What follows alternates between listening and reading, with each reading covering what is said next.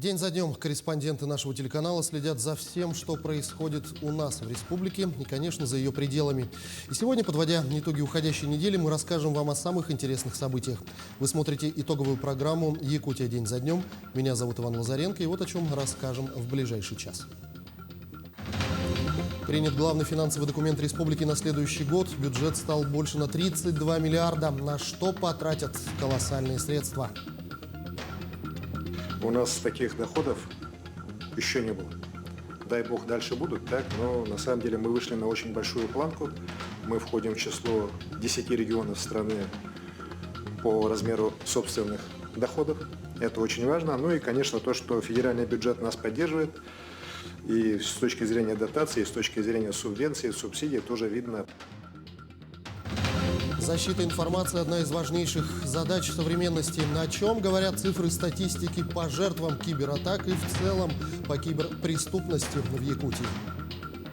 Что касается молодежи, данная категория населения, как правило, желают заработать больше денег, в связи с чем вкладывают свои денежные средства в различные криптовалюты и инвестиционные фонды, которые не являются официальными организациями в данной сфере, и просто переводят свои денежные средства злоумышленникам, после чего им никакого пассивного дохода, соответственно, не приходит. Аварийное отключение электричества в Намском районе едва не привело к страшной трагедии. Как не допустить подобных ситуаций в будущем? Хозяин одного из частных домов села Булус для поддержания тепла внутри дома, работоспособности газового котла и циркуляции отопления запустил электростанцию и генератор, работающий на бензине и установленный в гараже, совмещенном с домом.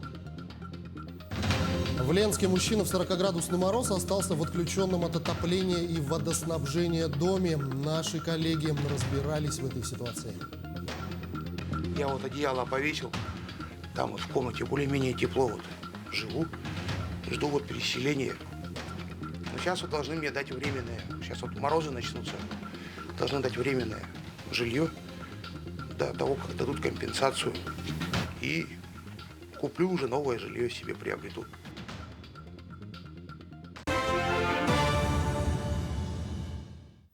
На портале госуслуг начали переоформлять сертификаты для переболевших COVID-19 сроком на 1 год. Процесс происходит автоматически, что важно, и завершится в самые ближайшие дни. Напомню, сертификат, подтверждающий, что человек переболел, выдают сразу после выздоровления или с 15-го дня после выявления COVID-19, если человек не обращался к врачу.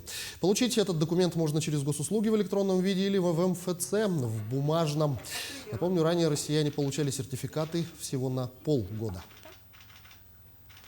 Тем временем ограничительные меры по коронавирусу смягчили в республике на фоне снижения числа новых заразившихся. Об этом заявил глава Якутии Найсен Николаев. В связи с улучшением эпидситуации введен ряд изменений по работе предприятий общественного питания. Так, в кафе, ресторанах и закусочных при условии работы с 6 утра до 11 вечера допускается размещение по одному человеку на 2 квадратных метра. Однако при этом предельная численность посетителей не должна превышать 100 человек. А если площадь зала менее 100 квадратов, то заполняемость должна быть не более 50% от общей вместимости. При этом сохраняется запрет на посещение заведений детьми в возрасте до 14 лет без сопровождения взрослых. Заполняемость кинотеатров, театров, домов культуры допускается до 70%. Необходимость предъявления QR-кода о вакцинации, перенесенном заболевании или ПЦР-тесте на входе остается без изменений. Также сохраняется запрет на проведение дискотек и иных программ с участием посетителей. В парикмахерских же, спа-салонах, фитнес-клубах и тренажерных залах разрешается работа без ранее действовавших ограничений. На детские игровые центры останутся пока закрытыми до улучшения эпидситуации по ОРВИ и гриппу. Кроме того, разрешено проводить соревнования. Так, до конца текущего года планируется провести ряд наиболее значимых состязаний, в числе которых абсолютный чемпионат республики по масс-рестлингу и командный кубок Федерации по борьбе Хапсагай. Помимо этого, в районах дадут старт отборочным соревнованиям к спортивным играм народов Якутии. Отмечается, что все старты пройдут при пустых трибунах с соблюдением обновленных санитарных правил. взрослые, да, значит, 18+, они будут допускаться к соревнованиям только при наличии QR-кодов, значит, QR-код о вакцинации, либо о том, что человек переболел. Ага. И следующий, второй момент, это, значит, дети до 18 лет будут допускаться к соревнованиям только при наличии отрицательного теста на ПЦР, полученного не ранее, чем за 48 часов. Раньше было 72 часа, да, если вы помните, а сейчас уже вот немножко вот сократили, да. Между тем, новый вариант коронавируса омикрон обнаружили в 23 странах. Об этом заявил генеральный директор Всемирной организации здравоохранения. В технической группе подразделения чрезвычайных заболеваний в свою очередь сообщили, что данные о заразности омикрона появятся в самые ближайшие дни. Сейчас Всемирная организация здравоохранения рассматривает несколько сценариев развития пандемии. Один из них предусматривает вариант, при котором новый штамм окажется более заразным и быстро передающимся, чем доминирующий в мире вариант Дельта. Информации об умерших от нового штамма людях пока нет. Однако обнаруженное китайскими молекулярными биологами антитело 35B5 действует против всех существующих штаммов коронавируса. Однако инфекция постоянно мутирует. Так прокомментировал открытие китайских ученых ведущий научный сотрудник лаборатории молекулярной биологии МГУ имени Ломоносова Роман Зиновкин. Он подчеркнул, что рано или поздно появится вариант коронавируса, который не будет распознаваться этим антителом. Однако благодаря редкому использованию подобного лекарства это может произойти совсем не скоро. Ну и к другим темам. Бюджет Якутии на 2022 год увеличен на более чем 32 миллиарда рублей. Главный финансовый документ республики уже назвали самым социально направленным и сбалансированным за многие годы. Только из федерального центра региональную казну пополнят на чуть более 100 миллиардов, а общая сумма собственных доходов колоссальна – 151 миллиард рублей. Но на что же потратят средства и как удалось добиться такой доходной части? Итоги подведет наш корреспондент Мадина Халикова. Такого бюджета в республике еще не было. На 31-й сессии Госсобрания Илтумен во втором чтении рассматривают главный финансовый документ Якутии. Споров много, до заседания уже прошло 5 согласительных комиссий, 66 принятых поправок на 2,8 миллиарда рублей. Все рассматривают под пристальным вниманием. Важно не обделить каждую сферу деятельности – инвестиционную, коммунальную, инфраструктурную, сельскохозяйственную, социальную. Реально именно экономика республики сегодня развивается. Потому что на первый план в структуре доходов выходит налог на прибыль. Это понятно, что налог на прибыль, понимаем с вами, что это тот налог, который взимается с прибыли, которую предприятия республики нашей получили. Значит, мы говорим о том, что сегодня предприятия работают так, что они получают определенную прибыль и пополняют наш бюджет. Практически это, если я не ошибусь, где-то получается около 59 миллиардов. Это налог на прибыль. Проведем сравнение. Доходная часть бюджета республики на 2021 год ко второму чтению была 225 миллиардов 654 миллиона рублей. Тогда объемы казны удалось увеличить на 26,4 миллиарда. Принимаемый документ сегодня на 2022 год составил 264 миллиарда 535 миллионов рублей. С увеличением более чем на 32 миллиарда. Цифры колоссальные. Собственные доходы по налоговым и неналоговым поступлениям республики превысили 151 миллиард. Это во многом говорит о слаженной работе законодательной и исполнительной власти. У нас таких доходов еще не было. Дай бог, дальше будут, так, но на самом деле мы вышли на очень большую планку. Мы входим в число 10 регионов страны по размеру собственных доходов. Это очень важно. Ну и, конечно, то, что федеральный бюджет нас поддерживает. И с точки зрения дотации, и с точки зрения субвенций, субсидий тоже видно. Федеральный центр пополнит региональную казну на порядка 114 миллиардов. В сравнении с прошлогодним 91 миллиардом рублей объем значительный. Эти средства помогут в полной мере реализовать госпрограммы и нацпроекты, в которых Якутия активно участвует уже не первый год. Проведена очень большая работа в комитетах, на расширенных заседаниях, на согласительных комиссиях. Поэтому хочется сказать, что в целом бюджет неплохой на 22 и последующие 23-24 годы. Вопрос, который отрабатывается на федеральном уровне, это школьная медицина. сегодня время показало, что мы должны на это обратить очень серьезное внимание. И следующее – это то, что мы вносим, опять-таки, такое серьезное предложение. Это по строительству именно объектов социальной сферы, да. И бюджет действительно сохраняет свою социальную направленность. Это отмечают все парламентарии. Доля расходов на социальную политику, образование, культуру, спорт, здравоохранение в 2022 году будет 49,7%. В денежном эквиваленте это почти 133 миллиарда. Ну и, конечно, с такими доходами мы соответствующим образом предусмотрели наши расходы. И в этом году должны сказать, что практически по всем тем направлениям, которые мы и в парламенте республики, и население в целом говорило, у нас достигнут очень хороший компромисс с правительством республики. Правительство республики везде пошло навстречу. Ну и в целом, конечно, я должен сказать, что государственный бюджет, он очень сбалансированный. Мы постарались учесть все интересы. Это прежде всего увеличение заработной платы наших бюджетных работников, это бюджетная обеспеченность наших учреждений, как и в сфере образования, как и в сфере здравоохранения, культуры и спорта. Мы постарались учесть коммунальный комплекс. А также беспрецедентное увеличение средств на сельское хозяйство. На этом остановлюсь подробнее. На поддержку отрасли предусмотрели без малого 12,5 миллиардов рублей. В том числе субсидии из федерального бюджета 646 миллионов. Отмечу, впервые при составлении бюджета на эту сферу выделяется такой объем финансирования. Эти деньги на стимулирование производства мяса крупного рогатого скота, лошадей, производства зерна, картофеля и овощей открытого грунта. Увеличены ставки на голову коровы с 35 до 45 тысяч, на голову кобылы с 1,5 до 3 тысяч, а также на содержание северных домашних оленей. Сумма более 12 миллиардов рублей. Это примерно та сумма, которая была по итогам 2021 года, после 3 корректировок была принята. Да? И сегодня мы начинаем с этой суммы, это очень хорошо. Притом именно по сельскому хозяйству поддержано оленеводство. По арктическим улусам очень хорошие у нас суммы появились.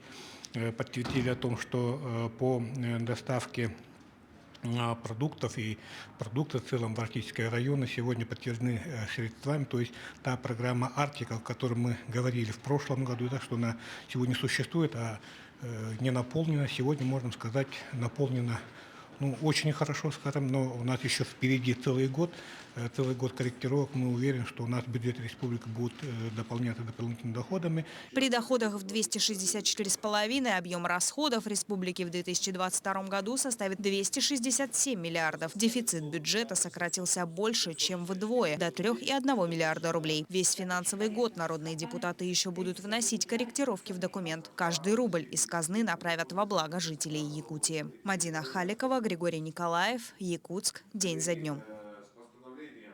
Нынешние достижения и перспективы на ближайшие несколько лет обсуждают участники международного форума «Арктика. Настоящее и будущее».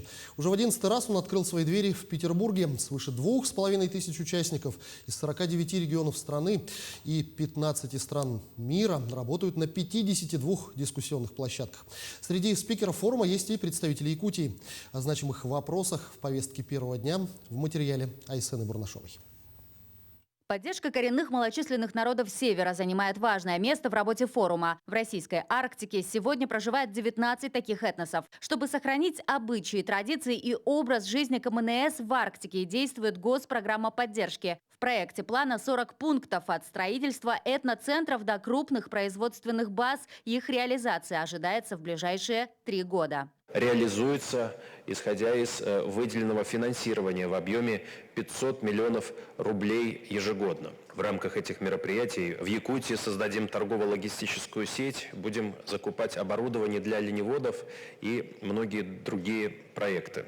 Откроется и новая страница в истории оленеводства Якутии. В 2023 году в Нижнеколымском районе состоится международный чемпионат по традиционному оленеводству. Он соберет около 150 участников из разных стран мира. В каждой команде по 3 человека.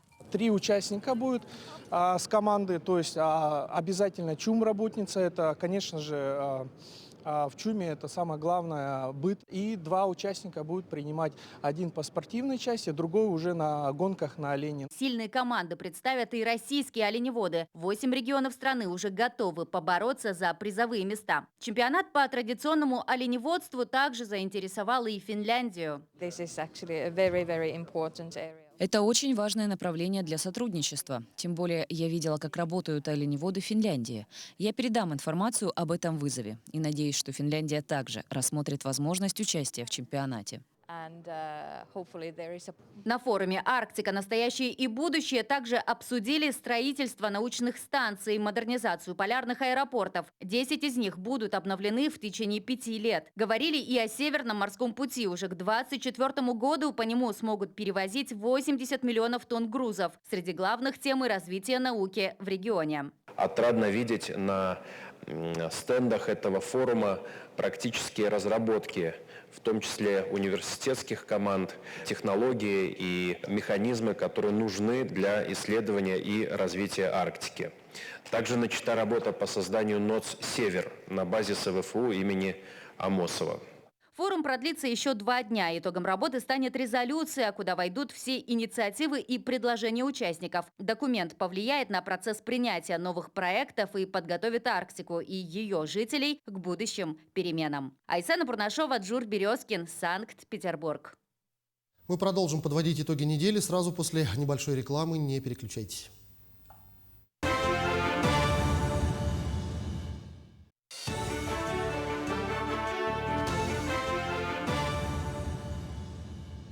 Мы продолжаем программу. На этой неделе отметили Международный день защиты информации. В этом году уже в 33-й раз. Этот день основали в 1988 году Американская ассоциация компьютерного оборудования после первой успешной массовой кибератаки. О статистике по жертвам кибератак и в целом о киберпреступности в Якутии смотрите в материале далее. Время информационных технологий, значимость этого дня особенно актуальна, так как ежегодно жертвами киберпреступлений, связанных с использованием информационных технологий, неуклонно растет. В республике только в этом году якутяне перевели более 310 миллионов рублей мошенникам. За последние 10 месяцев в республике Саха-Якутия зарегистрировано 2555 преступлений в данной сфере. За прошлый год данная статистика составляла 1912 преступлений. За этот год ущерб за 10 месяцев составил 310 миллионов рублей.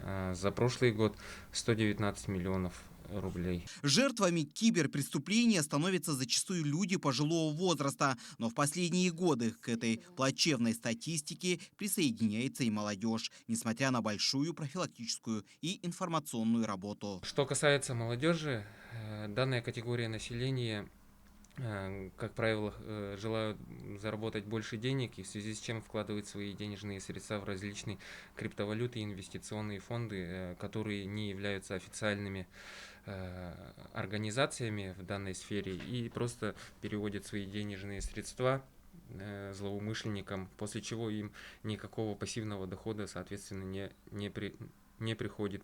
Самые распространенные преступления – это ложные телефонные звонки от якобы сотрудников банка. Далее идут размещение ложных объявлений на электронных торговых площадках о предоставлении каких-либо услуг. Затем мошенничество через фишинговые сайты, где киберпреступники получают доступ к персональным данным пользователя – логин, пароль, реквизиты банка и так далее. А в последнее время набирает обороты хищение денежных средств через различные биржевые площадки, где предлагают быстрый заработок.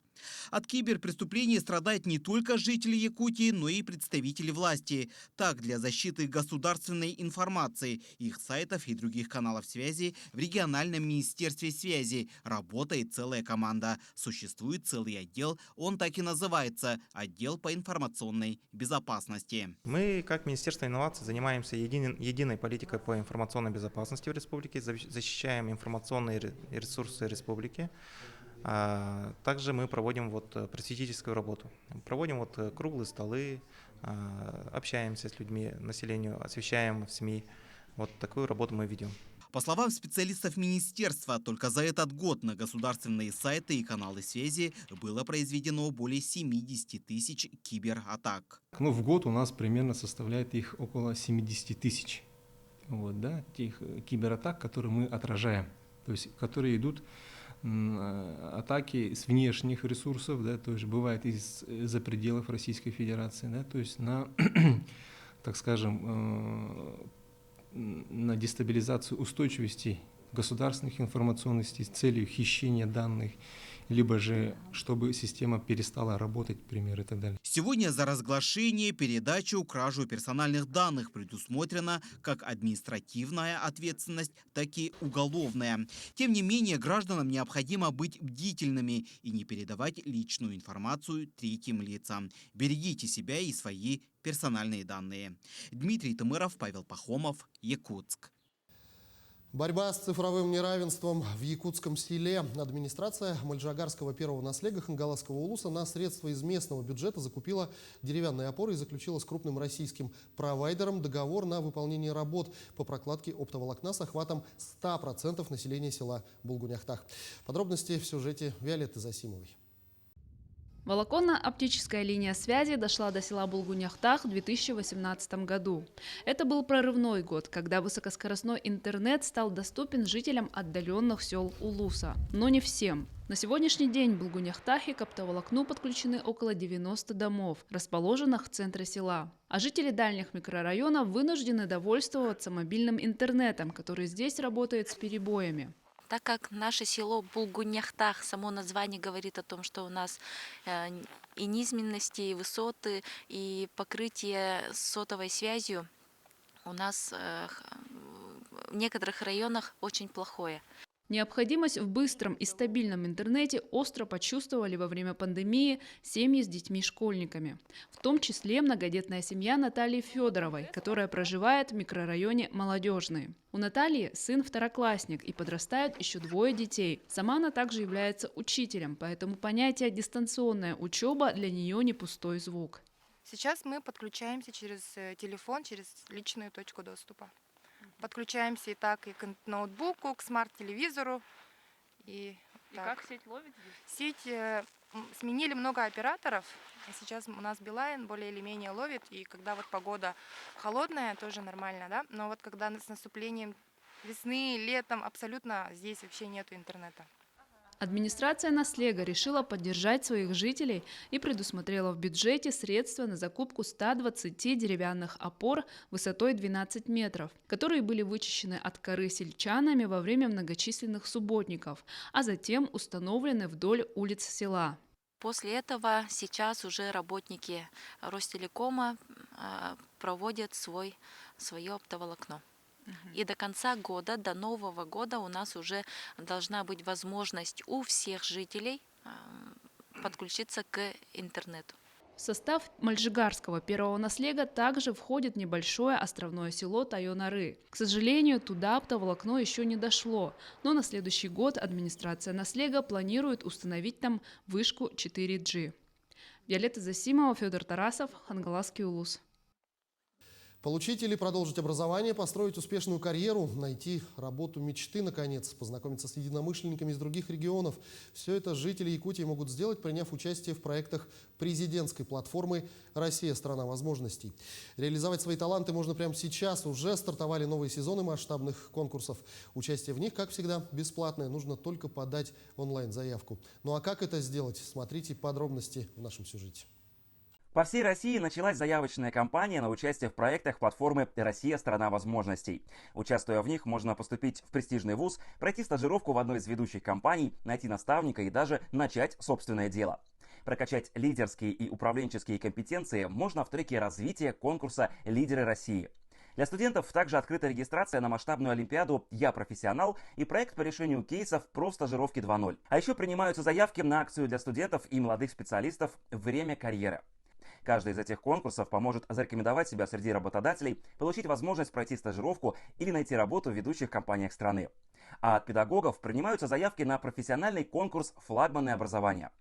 Продолжается регистрация и на хакатоны по искусственному интеллекту. А как вы сами оцениваете этот пройденный путь и что считаете наиболее важным сегодня и в ближайшее время? Спасибо большое, Владимир Владимирович. Но вы неоднократно говорили о том, что главное богатство нашей страны – это люди. У нас действительно такие талантливые, неравнодушные, целеустремленные. И системная работа, которая по вашей инициативе проходит, по выявлению талантов, по их продвижению, по их развитию, в общем, дает свои плоды. Но вообще на сегодня у нас 26 проектов на нашей платформе. Более 8 миллионов человек уже прошли, поучаствовали. Больше 26 тысяч – это победители и призеры. Время этого проекта около 300 назначений на такие серьезные посты. Вот среди них 2 губернатора, 6 заместителей федеральных министров, 4 мэра городов, вице-президенты крупных компаний, генеральные директора, главврачи больниц и другие. По всей стране на базе университетов платформа «Россия – страна возможностей» открывает центры компетенций, в которых любой желающий сможет пройти комплексную оценку навыков и получить рекомендации для профессионального и личностного развития. Участие во всех проектах платформы бесплатное. Подробнее на сайте rsv.ru. Помочь предпринимателям реализовать свой бизнес, предоставить условия для развития и создания новых рабочих мест. Резиденты территории опережающего развития Якутии вскоре смогут на льготных условиях арендовать помещения для своих компаний и начать полноценную работу. Как стать резидентом ТОР и какие в этом преимущества? Все подробности далее. Это предприятие по изготовлению котлов длительного горения успешно работает с 2016 года. Производство полного цикла. Благодаря этому удалось трудоустроить 16 человек. Но это не предел, в планах развиваться и расти, ведь эти котлы популярны не только в Якутии. Закупают их и в Иркутске, Новосибирске, Улан-Удэ и даже Санкт-Петербурге. Вскоре предприятие собирается выйти на рынок СНГ. Наши котлы горят на угле, на дровах, на брикетах. На дровах горит минимум 12 часов, а на практике уже где-то сутки, полтора, ну, в зависимости от дома и от системы отопления. А на углях уже минимум сутки, а на практике уже до 3 суток. А это еще одно предприятие, здесь же в Капитоновке, производство сэндвич-панелей. В день выпускают до 500 квадратных метров изделий, а в горячий строительный сезон до 1000. Предприятие 5 лет на рынке и в новогодние праздники собираются модернизировать цех. Уже закупили необходимое оборудование. Как резидент территории опережающего развития наше предприятие имеет льготы по налогу на прибыль, землю и имущество, сниженные ставки по страховым взносам и административные преференции. Все это уже сегодня позволяет нам эффективно развиваться и масштабировать проект. 27 компаний в республике стали резидентами ТОР Якутия. И это не предел. Страх открывать свой бизнес, конечно, присутствует у людей, которые не знают, с чего начать. Особенно в условиях кризиса. У территории опережающего развития есть решение для МСП. Это настоящий бизнес-инкубатор. Да-да, не удивляйтесь, именно так можно назвать эти здания. Универсальные производственные помещения для предпринимателей, которые только начинают свой бизнес. Здесь они могут развернуться, окрепнуть, а потом уже взять в аренду землю и начать свое производство в собственных помещениях. Так и поступил Нюргустан Иванов. Свой бизнес по изготовлению СИП-панели он только начинает, и помещение под предприятие в этом здании сейчас ему как никогда кстати. Тем более аренда по сниженной ставке, как резиденту ТОР. Моя компания планирует построить большое производственное помещение на территории опережающего развития. Аренда производственного помещения в УПЗ позволит нам ускоренно набрать коллектив, который уже обучен, создать рабочие места и начать производственную деятельность. Сейчас строительство универсальных производственных зданий завершено, осталось оформить техническую документацию, ввести его в эксплуатацию в планах уже в этом месяце. Универсальные производственные помещения, максимально приспособленные для открытия самого широкого спектра производств. И, соответственно, на начальной стадии наш резидент может развить свой проект и в течение 3-4 лет, заработав денег, сможет построить собственный завод на земельном участке, который мы ему предоставим также. В середине ноября республику посетил министр России по развитию Дальнего Востока и Арктики Алексей Чекунков. Он отметил, что со стороны федерального центра якутским ТОРам окажут всестороннюю поддержку по существующим программам развития ДФО. Мадина Халикова, Георгий Григорьев, Якутск. Сейчас мы вновь ненадолго прервемся. Оставайтесь на нашем канале.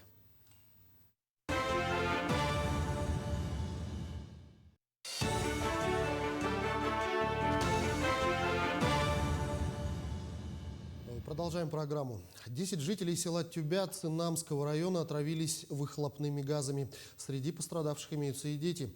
Угрозы для жизни людей нет, однако некоторых пострадавших направили на лечение в Национальный центр медицины города Якутска. Все подробности далее. Среди пострадавших 6 детей и 4 взрослых. Всем им медики поставили диагноз отравления угарным газом. Состояние 4 детей и 1 взрослого средней тяжести. У остальных удовлетворительное, 1 лечится амбулаторно. В настоящий момент 2 детей переведены в педиатрический центр Национального центра медицины. Их сопровождает 1 взрослый. Состояние большинства пострадавших средней тяжести, некоторых относительно удовлетворительно. Оставшиеся дети в Намской ЦРБ поставлены на мониторинг педиатрического центра Национального центра медицины. Ведется лечение. Все пострадавшие – члены одной семьи. Возраст детей от 2 до 6 лет. Отравление угарным газом произошло из-за подключения бензогенератора. Накануне поздно вечером сразу в нескольких селах Намского района случилось аварийное отключение электроэнергии. Уже глубокой ночью одна из женщин буквально чудом обнаружила утечку газа и этим спасла родных. В этой связи хозяин одного из частных домов села Булус для поддержания тепла внутри дома, работоспособности газового котла и циркуляции отопления запустил электростанцию и генератор, работающий на бензине и установленный в гараже, совмещенном с домом. На место происшествия выехали сотрудники Следственного комитета, которые проводят осмотр места происшествия, опросы очевидцев и пострадавших и иные первоначальные проверочные мероприятия, направленные на установление причин и обстоятельств произошедшего. В ходе проверки прокуратура даст оценку причинам и условиям, способствовавшим данному происшествию, обеспечению законодательства об электроэнергетике и другим вопросам. По результатам проверки будут приняты необходимые меры прокурорского реагирования.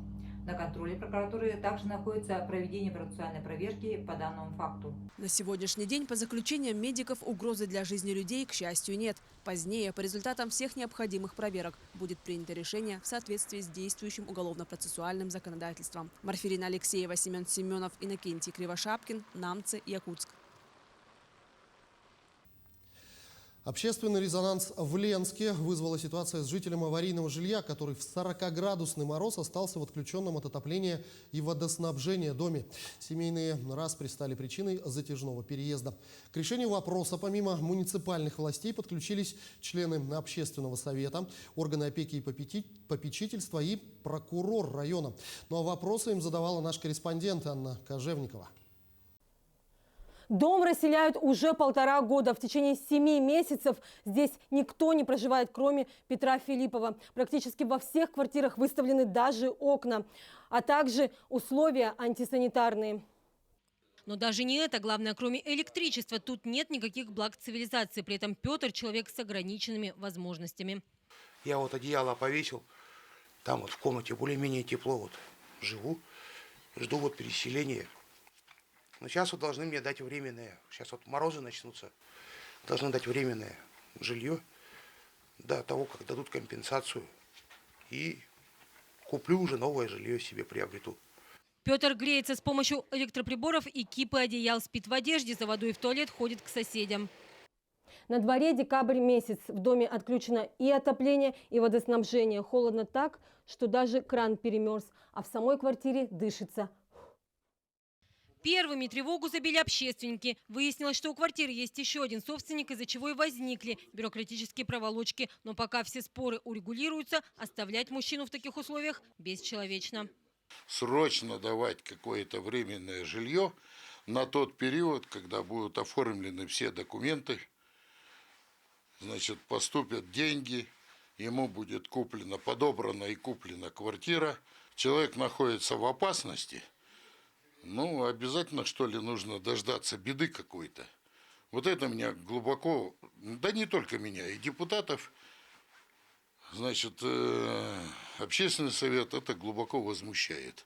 Члены общественного совета обратились к главе города, в органы опеки и попечительства и даже к прокурору. Более месяца все заинтересованные стороны не могли найти компромиссного решения.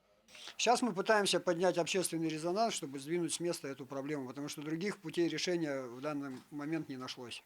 Съемочная группа телеканала «Якутия-24» направилась сразу к главе города Ленска за ответом по сложившейся ситуации. Как выяснилось, второй собственник аварийной жилплощади решила получить компенсацию, а брата признать недееспособным. Но пока суд до дела, человек оказался практически на улице.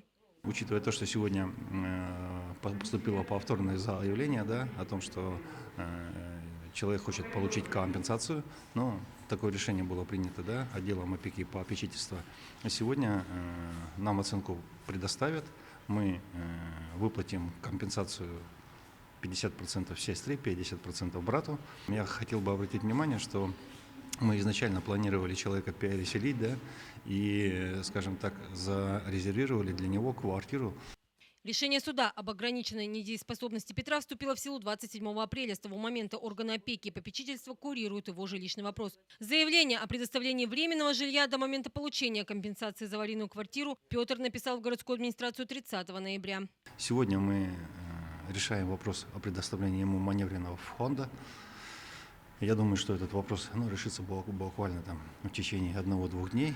Не оставил без внимания эту ситуацию прокурор района Шамиль Нургалеев. В оперативном порядке мы рассмотрели возможности оказания помощи из того маневренного жилфонда, который на сегодня имеется в городе. Выехал непосредственно сам я на адрес, где проживает наш гражданин.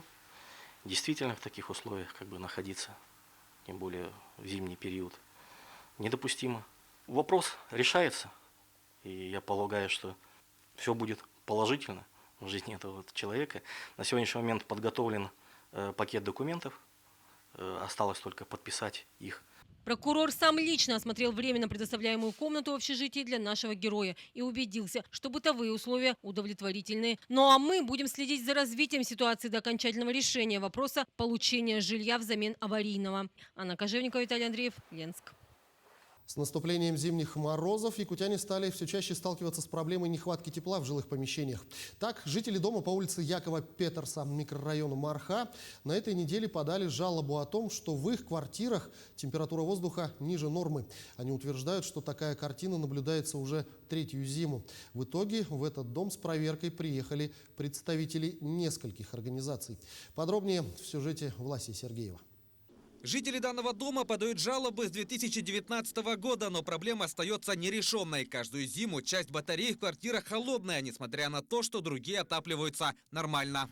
Если на улице уже где-то под 40-35, то невозможно. Только шлангом спасаемся и все. И вот, держу спокойно. Замеры подтверждают слова жителей. Температура воздуха не соответствует нормативам. Представители УК объясняют это тем, что в батареях недостаточно давления. Понимаете, вот этот дом, циркуляции ему не хватает. Он сделан, свое отопление у него, система отопления. Просто-напросто не хватает. Оно проходит по мелкому, по малому кругу. Давление дайте, пожалуйста, на полочка выше. Оно пойдет все. Все, у меня такое уже было, проходили уже это все. Понимаете? Вот и все проблемы. Инспектор энергоснабжающей организации эту версию опровергает, считая, что проблема заключается в неисправной работе отопительной системы, ремонтом которой должна заниматься УК. Мы вам подаем давление выше статического, такое, как положено. Давление поднимите. 3 года назад мы начали писать предписание выполнить ремонт внутренней системы отопления. Приборы действительно показывают давление, соответствующее нормативам. Однако жители дома отмечают, что до дня проверки показатели были значительно ниже. Это в первый раз с 2019 года у нас вот такие показатели. Именно сегодня только. Вчера, когда узнали, видимо, что будет проверка. Утром уходила, не было таких показателей. Жители утверждают, что сегодня усилили. Я не могу ничего утверждать, потому что я вижу факт сейчас. В качестве подтверждения тому, что показатели давления были ниже, жители демонстрируют фотографию, которая, по их словам, была сделана утром этого дня. Вот такие показатели были. Утром было. А вы сейчас прибавили, получается. Заключается ли проблема в низком давлении? Что делать с нехваткой тепла и по отношению к кого применять санкции, предстоит разобраться в Управлению государственного строительного и жилищного надзора. Проведем повторную проверку на предмет исполнения наших предписаний. Если предписание наше не будет исполнено, соответственно, примем меры в части штрафования. Пока устанавливаются причины и виновники нехватки тепла в этом доме, жителям остается надеяться на то, что все решится до наступления сильных морозов. Власий Сергеев, Владимир Павлов, Якутск. Тем временем количество бригад, осуществляющих отлов безнадзорных собак, увеличили в столице республики. Они работают в районе Агротехнологического университета, Строительного, Промышленного и Гагаринского округов. Напомним, в последние дни в столице республики участились случаи нападения бездомных собак на людей. Так, на этой неделе произошли уже 2 случая. Наша съемочная группа выезжала на отлов безнадзорных животных с сотрудниками пункта передержки. Все подробности далее. На кадрах с камер видеонаблюдения видно, как прохожий, возможно, школьник, отбивается от собаки с помощью сумки. Затем к бродячему животному присоединяются еще несколько псов. Отбиться от агрессивных животных удается только с помощью других прохожих. Как только об инциденте стало известно, на место вновь выехала спецбригада по отлову безнадзорных животных. По словам жильцов близлежащего дома по улице Красильникова, собаки давно нашли убежище под их домом и постоянно терроризируют.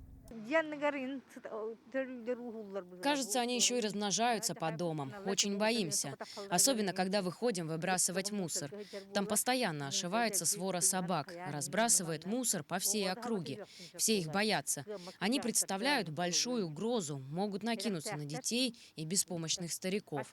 Голодные псы, сравнимы с волками. Работники пункта передержки выходят на смену вот с таким приспособлением. Веревочная петля – это один из самых гуманных средств для отлова. Но попасть под дом и применить ее на деле не удается. Вот, дверь у них заперта на замок. Собака вот там лежит.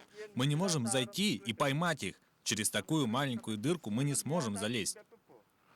К этому времени из-под дома уже соседнего здания выходят 2 собаки. Так как бродячие животные никого к себе не подпускают, работник начинает их подкармливать. И вот тут в ход идет второе средство для отлова – дротики. Как показала практика, и этот способ не всегда действенный. А вот использование бригадами ружей, стреляющих снотворными, вызывает шквал критики у населения. Одни считают, что это негуманно, другие и вовсе думают, что животных расстреливают. Поэтому в пункте передержки воздерживается от использования ружей. Здесь постоянно ошивается свора из 10-20 собак и представляет угрозу как для детей, так и для пожилых. Это очень опасно. Вы же видели, что произошло возле Агату. Возле конюшни вообще невозможно пройти. Собаки специально там людей поджидают и кусают. Вот с нашего дома, говорят, укусило 2 человек. Очень сложная ситуация. Надеюсь, сейчас их отлавливают. Очень опасная для жизни человека, особенно для детей. За полдня бригаде все-таки удалось поймать 1 собаку в районе Агату. Ее отправят в пункт передержки, вакцинируют, стерилизуют, чипируют и вернут на место отлова. А вот агрессивных собак, которые покусали людей, ждет пожизненное содержание в пункте передержки. Евгений Тайтонов, Григорий Хлопков, Якутск. После небольшой рекламы мы обязательно вернемся в студию. Не переключайтесь.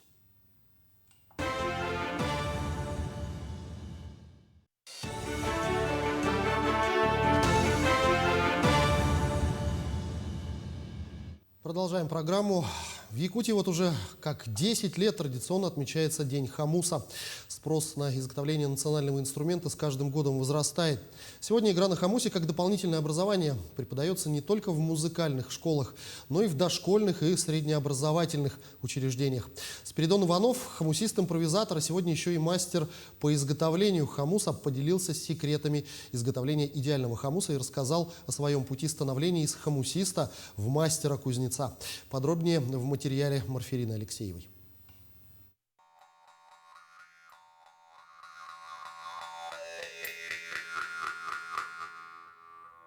Национальному музыкальному инструменту народа Саха уже более 5000 лет. Местные умельцы через века пронесли секреты изготовления варгана. Если раньше для создания инструмента требовалась не 1 неделя тяжелого физического труда, то сегодня хомус можно изготовить за 3 дня. Однако терпение и ювелирная точность остаются основной характерной чертой кузнецов-изготовителей всех времен. Спиридон Иванов на протяжении 7 лет познает секреты искусства создания и игры на сакральном традиционном инструменте. Меня взяли в ансамбль хомусистов. Я там начал более увлекаться хомусом. И в это время, во время соревнований или выступлений мы ломали язычки вот хомусов. Вот. Сначала собственные, потом учителей. Вот. Я подумал, а что если я сам не сделаю то, что я сломал? Попробовал, и получилось, думаю, более-менее. Сегодня за плечами Спиридона десятки мастерски изготовленных инструментов. Для себя он выделил 3 разновидности варгана. Те, что играют в быстром, среднем и медленном темпе. Также существуют размеры до 9 сантиметров для использования детьми и до 12 сантиметров для взрослых исполнителей. Идеально выполненным инструментом Спиридон считает тот, где минимальный зазор между язычком и основными линиями хомуса. А чтобы этого добиться, каждый инструмент индивидуально настраивается под технику игры заказчика. Лучше всего ознакомиться с человеком и потом настраивать хомус. Например, я делаю таким образом я меняю расстояние между язычком и ножками корпуса. Учитель Спиридона – опытный мастер-кузнец Роман Готовцев. Рассказывает, что изготовление музыкального инструмента – это ремесло для избранных. Практика показала, что в ходе обучения большая часть учеников по разным причинам отсеивается. Начинают они с пластилина делать, а потом свинца, а потом только на железо. Потому что эта работа очень опасная. С горячим работать и на станке стоять это сложно. Много людей учу, но хомусу мало кто берется за хомус. Они учатся, но говорят, потом будем делать, или нож быстро делается, поэтому все на нож переходят. Не то, что этот хомус делать, надо еще нормально играть надо, хомус. Сегодня хомус является национальным символом культуры народа Саха, а столица Якутии – центром варганной музыки. В Якутске находится единственный в мире музей и центр хомуса народов мира. Этот национальный музыкальный инструмент давно по праву стал визитной карточкой и брендом республики. Марфирина Алексеева, Владимир Павлов, Якутск. 1 декабря в Якутии зажгли огни на главной новогодней елке республики в рамках фестиваля «Зима начинается с Якутии». В праздничной церемонии принял участие якутский властелин холода Чоис Хан. Якутяне и жители других регионов России наблюдали за церемонией онлайн. Огни на главной новогодней елке республики вместе с Чоис Ханом зажег глава региона Айсен Николаев. Кроме того, якутян с наступлением зимы поздравил Дед Мороз из своей резиденции в Великом Устюге. Зрители трансляции увидели, как одновременно загораются огни на елках в разных городах и районах Якутии. Раз, два, три, елочка горит!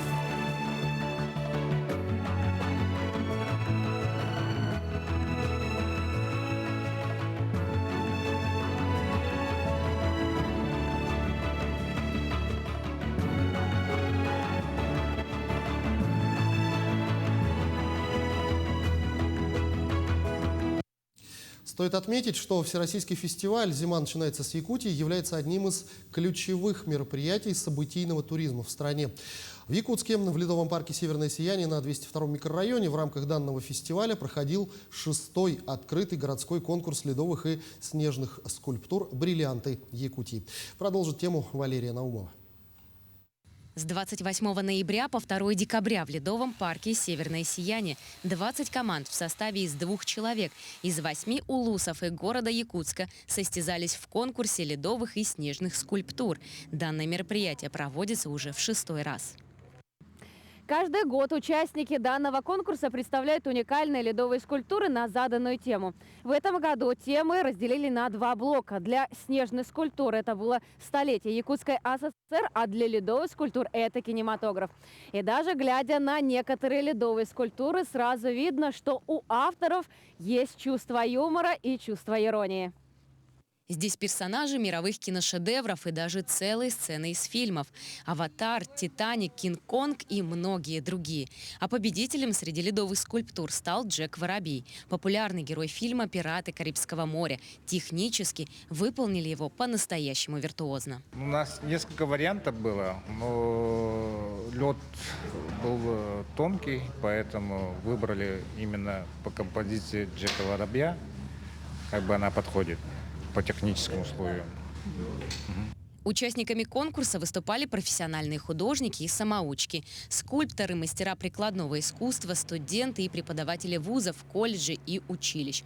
Проходил конкурс в несколько этапов. Конкурс у нас проходил в 3 этапа. Это, получается, у нас мы проводим конкурс совместно с Управлением культуры и духовного развития.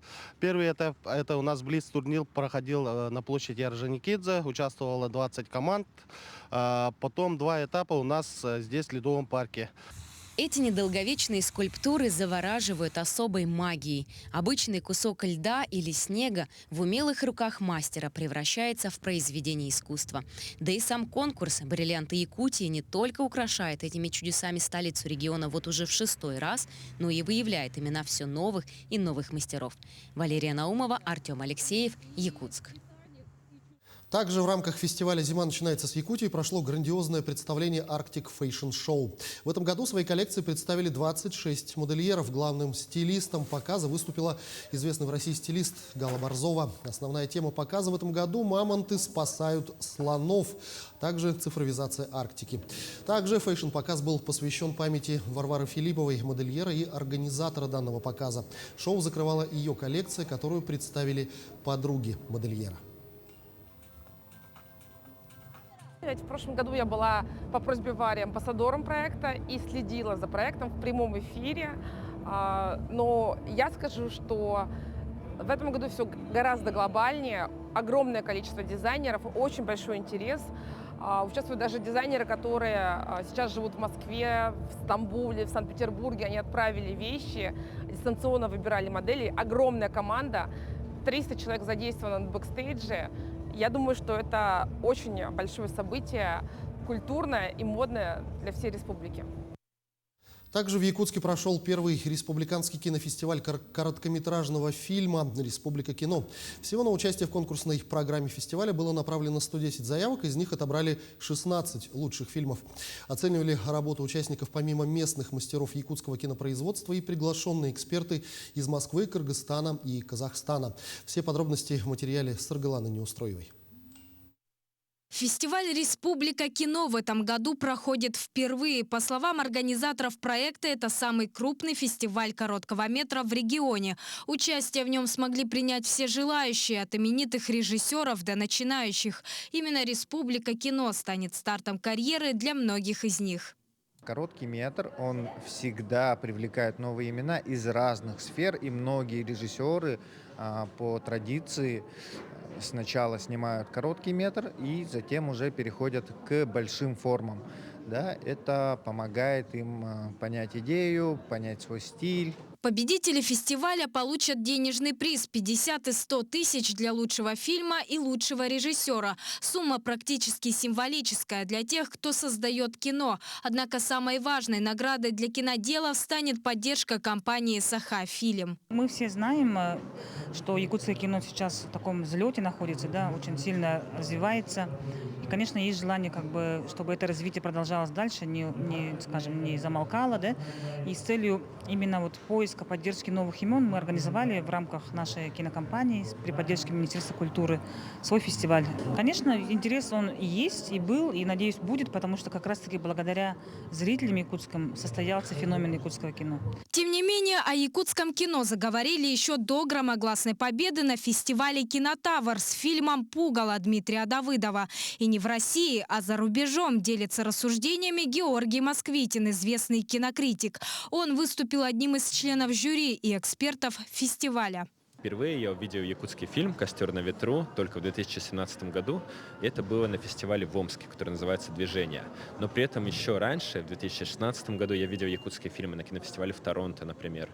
А в Берлине в 2018 году были якутские фильмы, а в Пусане в 2017. То есть мировое признание пришло раньше. Кино, которое не нуждается в каком-то одобрении извне, в какой-то характеризации извне, в каком-то объяснении своего успеха извне. И это на самом деле нужно беречь. Саргалана Неустроева, Артем Алексеев, Якутск. Ну и самое главное, это, безусловно, результаты фестиваля. Лучшим фильмом стала картина «Дети войны», режиссер и продюсер фильма Сардана Барабанова. Звание «Лучший режиссер» получил Хиларион Яковлев за фильм «Таксист». Специальный приз за лучшую женскую роль и подлинный талант достался Сайнаре Дмитриевой за фильм «Ситимнех сель». Специальный приз за храбрость в сохранении правды получил режиссер и продюсер Анастасия Борисова за фильм «Тайна Вилюйского водохранилища». Еще один специальный приз за магию, которая есть только в якутском кино, вручен режиссеру Аполлону Степанову, фильм «Силки». Специальный приз от Ассоциации кинооператоров Якутии получил Андрей Егоров. Белая медведица Харчана, питомица Ленинградского зоопарка, отметила свой маленький, но юбилей. Она родилась в республиканском центре Орту-Дайду и в возрасте 1 года уехала в Петербург. Как поживает любимица якутян и петербуржцев, смотрите в материале Найсены Бурнашовой. По-прежнему озорная и любопытная, быстрая и шустрая, при виде камеры Харчана встает на задние лапы. В каждом движении она проявляет свой северный боевой характер. Это передалось ей от мамы Колыманы, медведицы из дикой природы. Колымана, вот как раз медведица, которую нашли на побережье Восточно-Сибирского моря, она сроднилась с медведем Ломоносовым, который нам подарил вот как раз Ленинградский зоопарк. И по договоренности мы вот первое потомство, медведицу Харчану, подарили Ленинградскому зоопарку. За 4 года проживания в Петербурге Харчана заметно подросла. Если в декабре 2017 года, когда она только переехала в Ленинградский зоопарк, она весила всего 140 килограммов, то сейчас перед нашими глазами предстала уже взрослая медведица, прибавившая в весе плюс 60. В основном рационе медведицы рыба, жирные сорта мяса. Харчана с особым аппетитом ест также яблоки, груши и морковку. Особое лакомство – это свекла, хотя медведице она не сразу пришлась по вкусу. Когда она приехала из Якутии, она вообще ее не ела. Вот. И не ела она ее примерно год. Мы периодически ей предлагали, вообще ни малейшего. А потом вдруг, когда я предложила в очередной раз, она вдруг кинулась и съела. То есть и с тех пор свекла входит вот в число ее любимых продуктов. Пятилетие в жизни медведя означает полное совершеннолетие. Она уже приобрела новые повадки. Вообще, если, например, замерзает вода, да, появляется лед, она очень аккуратно его проламывает. Она подныривает и вот так тихонько-тихонько поднимается и плечами проламывает все полынью. Так, видимо, это поведение, собственно, взрослого медведя в природе. Это инстинкт, ее никто не учил. Ее ласково называют Харчана или птичка Хари. Зимой купание в бассейне становится любимым занятием. Кстати, в этом году Петербург балует снегом. Впереди морозы, а значит, наступит самое лучшее время для белоснежной медведицы Харчаны. Айсена Бурнашова, Джур Березкин, Санкт-Петербург. Что ж, именно такой была эта неделя. Наши корреспонденты продолжают следить за развитием событий. Вы смотрели программу «Якутия. День за днем». Для вас в студии работал Иван Лазаренко. Я с вами прощаюсь. Берегите себя и помните, что единственный способ наконец-то остановить пандемию коронавируса – это, безусловно, вакцинация. До встречи в эфире.